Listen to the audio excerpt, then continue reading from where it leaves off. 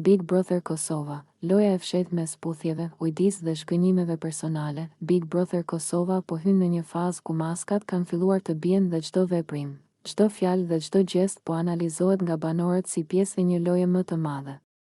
Një nga momentet që kanë ndezur më shumë debat ditët e fundit është situata mes Labinotit, Bias, Limit dhe Albenit, një zinxhir ngjarjesh që kanë nxjerrë në pa jo vetëm strategji, por edhe shkënjime personale dhe prishje besimi. Gjithçka nisi nga një veprim që në pamje të parë mund të duke i vogël, puthja e Limit nga Labinoti. Një gjest që për disa ishte thjesht afrimitet shoqëror, por për të tjerët, veçanërisht për Bias, ishte një sinjal i qartë se diçka nuk po shkonte siç duhej. Bia nuk e pa këtë veprim si spontanitet, por si një lëvizje të kalkuluar, një përpjekje për t'u afruar me Limin në një moment kur pozicionet në shtëpi po i formatohen. Bia ja tha hapur Labinotit se kjo puthje ishte e dyshim dhe se dukej sikur ai po tentonte të krijonte aleanca të reja në kurriz të marrëdhënieve ekzistuese. Por reagimi më i fortë i Bias nuk ishte vetëm për puthjen, ishte për faktin se Labinoti, sipas saj, po sillej sikur Limin e kishte zbuluar tani, ndërkohë që realiteti ishte krejt tjetër. Unë Limin me njoh prej vitesh, i thot Bia Labinotit.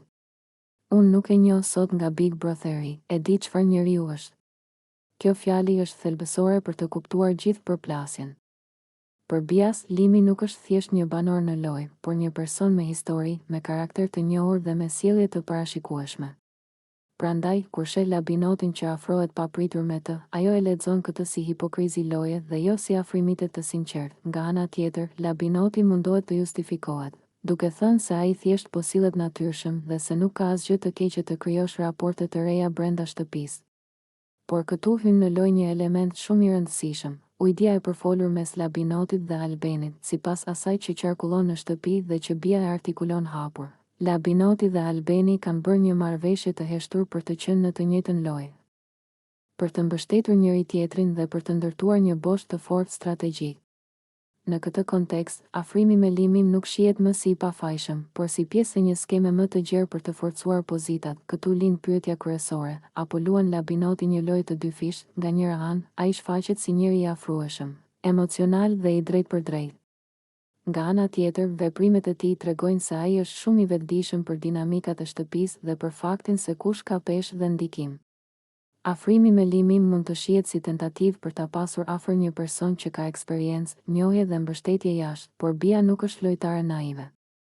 Ajo e ndjen që loja po bëhet më e ashpër dhe se misit po testohen. Reagimi i saj nuk është thjesht xhelozi apo nervozizëm momental, por frikë nga tradhtia strategjike. Në Big Brother, shpesh nuk të nxjerr jashtë armiku, të nxjerr miku që të njeh mirë. Në gjithë këtë situatë, Limi qëndron në një pozicion interesant. Ai nuk flet shumë, nuk reagon ashpër, por prania e tij mjafton për të krijuar trazira. Fakti që Bia thot se e njeh prej vitesh i jep Limit një dimension tjetër në sytë e publikut. Ai nuk është vetëm banor, por pjesë e një historie që ka filluar jashtë shtëpisë. Kjo e bën Big Brother Kosovën edhe më intrigues, sepse kufiri mes jetës reale dhe lojës televizive bëhet i paqartë. Aleancat nuk ndërtohen vetëm mbi ditë qëndrimi në shtëpi, por mbi vite njohjeje, besimi dhe shkënjimi. Ndërkohë, Albeni qëndron disi në hije, por prania e tij ndihet. Ai nuk ka nevojë të flasë shumë për të ndikuar, mjafton që emri i tij të përmendet në çdo diskutim për ujdi dhe strategji. Kjo e bën atë një lojtar të rrezikshëm, sepse lojtarët më të rrezikshëm janë ata që nuk duken gjithmonë në qendër të konfliktit. Në përfundim, kjo situatë tregon qartë se Big Brother Kosova ka hyrë në një fazë ku asgjë nuk është më spontane. Çdo puthje analizohet, çdo afrim dyshohet dhe çdo fjalë peshohet dy herë. Labinoti rrezikon të humbas besimin e Bias.